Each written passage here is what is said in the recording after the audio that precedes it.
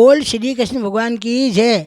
आई बच्चा पर बात बता रही हूँ कि घर में थे माता पिता लड़नो नहीं, घर में देवर जेठारो काट की रोज करनो नहीं, बच्चा में असर गलत पड़ जावे।